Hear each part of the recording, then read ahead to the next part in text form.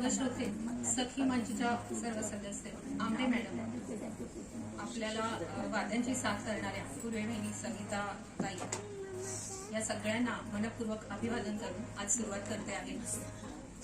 हा खेळ नव्हे एकल्यांचा असं म्हटलं जातं.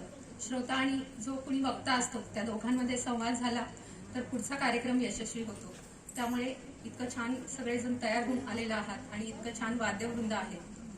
तर मी जे काही सांगण्याचा प्रयत्न करणार आहे, काही चुकलं तर पहिल्यांदा क्षमा मागते आणि काही जर चांगलं झालं तर ते आमरे मॅडमच्या कृपेने आणि भगवंताच्या कृपेने झालं असं म्हणायला हरकत नाही. आज मी निरूपणाला तुकाराम महाराजांचा तुकाराम गाथेतील 78वा अभंग घेतलेला आहे. आता तरी पुढे हाची उपदेश.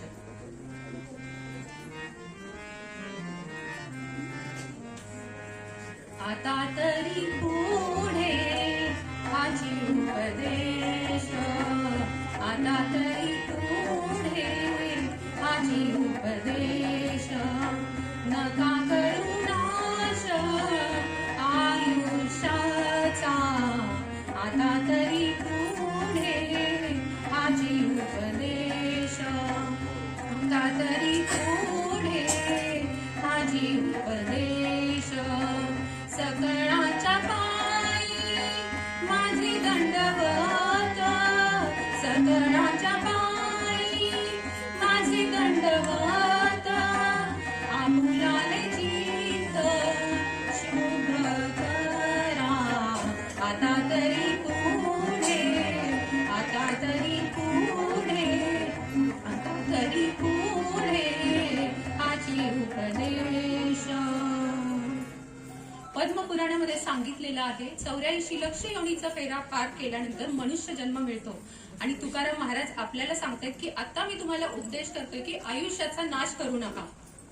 हे सांगण्यापाठी मागचं कारण म्हणजे आताचं आपलं जीवन जे आहे ते कुठे चाललंय हे थोडंसं लक्षात घेण्याची गरज आहे.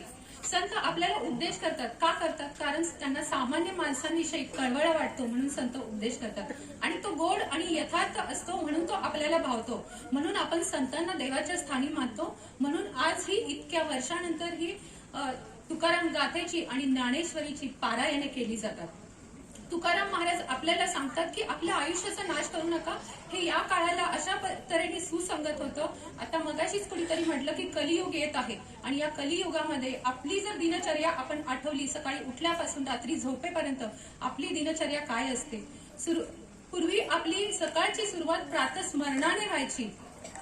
कराग्रे वसते लक्ष्मी, करमध्ये सरस्वती, करमुले तू गोविंदा, प्रभाते करदर्शनम, समुद्रवसने देवी, पर्वतस्तन मंडले, विष्णुपत्नी नमस्तुभ्यं, पादस्पर्शं नमस्ते. अहिल्या द्रौपदी सीता, तारा मंदोदरी तथा, पंचकन्या स्मरे नित्यं, महापातकनाशनम.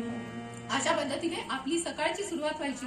हातामध्ये सरस्वती लक्ष्मी गोविंदाचं दर्शन घेऊन आपण सकाळची सुरुवात करत होतो. आणि भूमातेवर पाय ठेवताना त्या विष्णू पत्नी जी आहे तिची क्षमा मागून आपण तिच्यावर पाय ठेवत होतो. आणि ज्या 5 कन्येचं स्मरण केल्यानंतर महापातकांचा नाश होतो, त्या 5 कन्येचं स्मरण करून आपण दिवसाची सुरुवात करत होतो. आणि सकाळी कुठून तरी मंदिराचा घंटेचा नाद आपल्याला ऐकायला येत होता. आईची घरातील कामाची लगबग चालू असायची. कोंबड्याचं आवरणं ऐकायला यायचं आणि कुठून तरी वासुदेवाचं गीत आपल्याला ऐकायला यायचं. वासुदेव आला हो वासुदेव आला, वासुदेव आला हो वासुदेव आला, सकाळच्या पारी हरिनाम बोला, वासुदेव आला हो वासुदेव आला, वासुदेव आला हो वासुदेव आला. अशा प्रकारे आपली सकाळची सुरुवात व्हायची. मग दिवस अगदी सुंदर जायचा. परंतु आत्ताची आपली सकाळची सुरुवात कशी होते?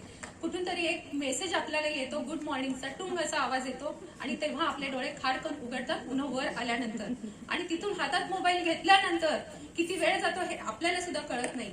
सरासरी आकडेवारी काढली तर आजच्या पेपरमध्येच मी वाचलं की भारतीय माणूस सरासरी 7 ते 8 तास मोबाईलवर घालवतोय.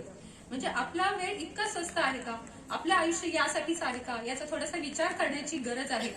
आणि दुसरी गोष्ट म्हणजे आताचं जे सेल्फी काढण्याचं मुलांचं वेळ आहे ते दिवसेंदिवस वाढत चाललेलं आहे.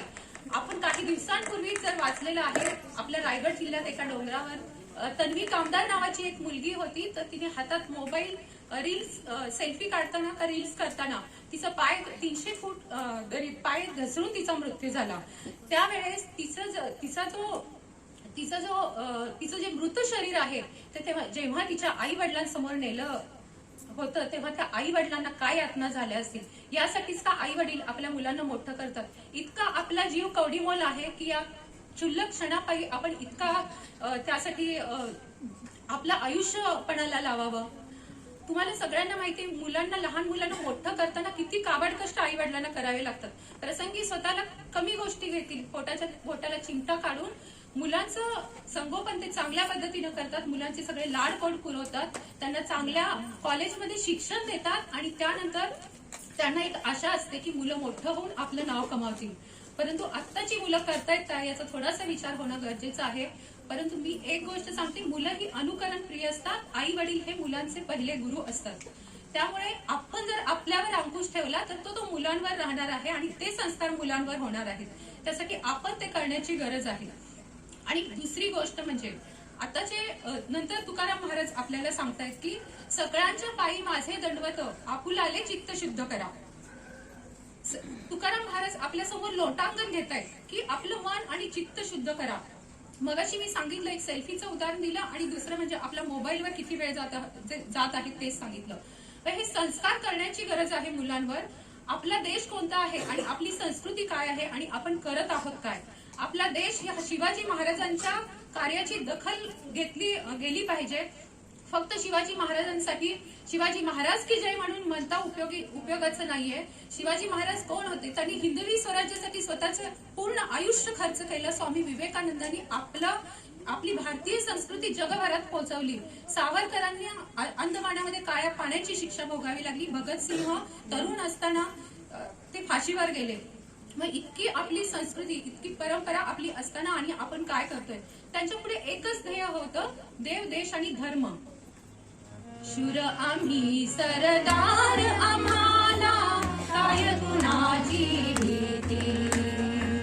देव, देश धर्माबाई प्राण घेतल हाती.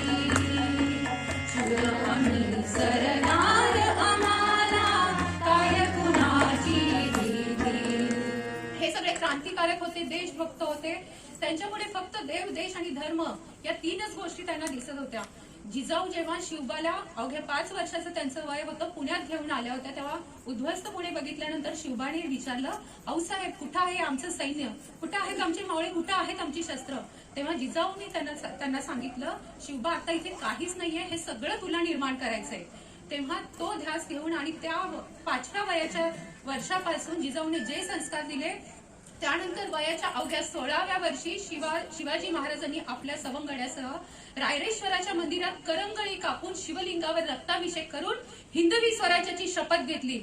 आणि हा होता त्यांचा ध्यास आणि हे होतं त्यांच्या आयुष्याचं ध्येय. आणि त्यांनी हिंदवी स्वराज्याचं स्वप्न जे आहे ते पूर्ण करून दाखवलं. आणि आताची आपली 16 वर्षाची मुलं काय करत आहेत हे थोडंसं लक्षात घेणं गरजेचं आहे. आणि त्यासाठी संस्कार हे अशा सगळ्या देशभक्तांचे, क्रांतिकारकांचे आणि शिवाजी महाराजांचे आपल्या घरात झाले पाहिजेत. शिवाजी जन्मावा पण शेजारच्या घरात असं म्हटलं जातं, पण आपल्या घरात का नाही? आपण जर तेवढ्या लहान वयापासून जर संस्कार दिले मुलांना तर नक्की प्रत्येक घराघरामध्ये शिवबा घडायला वेळ लागणार नाही. तुकाराम महाराजांनी मगाशी सांगितलं होतं तसं की पुढे त्यांनी सांगितलं की सगळ्यांच्या पायी माझे दंडवत, आपुलाले चित्त शुद्ध करा. पुढे ते सांगतायत आयुष्याचा नाश करू नका. पण नंतर म्हणतायत की मी तुमच्या समोर लोटांगण घालतोय. किती नम्रता त्यांच्या अंगामध्ये होती की तुमचं जे चित्त आहे ते शुद्ध करा. चित्त शुद्ध करणं म्हणजे काय? मन निर्मळ करणं. नाही निर्मळ मन काय करील साबण. आपण बाहेर कितीही चांगल्या प्रतीचं साबण घेऊन आपल्या शरीरावर घासलं तरी बाह्यांग स्वच्छ होईल, पण अंतरंग शुद्धीसाठी काय केलं पाहिजे? अंतरंग शुद्धीसाठी आपले जे षडरिपू आहेत तर त्याच्यावर आपल्याला नियंत्रण आणलं पाहिजे. काम, क्रोध, लोभ, मोह, मद, मत्सर. क्रोध तर आपल्या 5वीलाच कुजलेला असतो. सकाळी उठून आता माझी सटकली म्हणत तेच रात्रीपर्यंत कुणावर ना कुणावर राग व्यक्त होत असतो. तसंच लोभ आणि मोह, त्या मोहापायी जर जास्त अतिमोह झाला तर तो सर्वनाशाकडे नेतो. आपल्याला एक घर असून चालत नाही. भाड्याच्या घरात राहत असेल तर आपल्याला स्वतःचं घर हवं असतं, इथपर्यंत ठीक असतं, पण नंतर बंगला हवा असतो, फार्म हाऊस हवं असतं, मग परदेशात घर हवं असतं.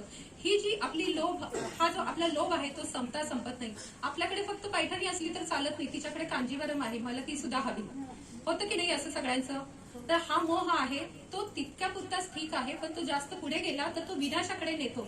आणि अहंकार प्रत्येक व्यक्तीच्या मनामध्ये ठासून भरलेला असतो. अभिमान आणि अहंकार याच्यामध्ये फरक आहे. अभिमान असावा परंतु अहंकार नसावा. क्षुल्लक कुणाशी तरी वाद झालेला असतो आणि ती गोष्ट 25 वर्ष लोक उराशी कवटाळून बसतात आणि एकमेकांशी बोलत नाहीत. तुमच्या आजूबाजूला अशी बरेच उदाहरणं असतील.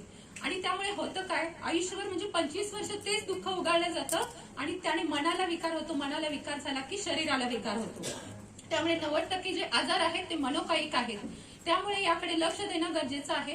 मन चित्त शुद्ध निर्मळ जर करायचं असेल तर त्या एक गाणं आपल्याकडे आहे, मन शुद्ध तुझं गोष्ट आहे पृथ्वी मोलाची, पृथ्वी मोलाची, तू चाल तुला रगड्या भीती कशाची, परवागी कुणाची.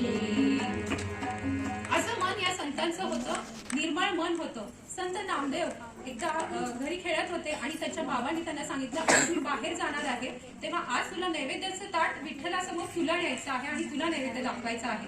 तेव्हा आनंदाने ते दुडू धावत पंचपक्वान्नांचे ताट विठ्ठला पुढे घेऊन गेले आणि विठ्ठलाला म्हटलं की विठ्ठला, आज मी तुझ्यासाठी घेऊन आले, बाबा बाहेर गेलेले आहेत. विठ्ठल काही जागचे हल्ले नाही.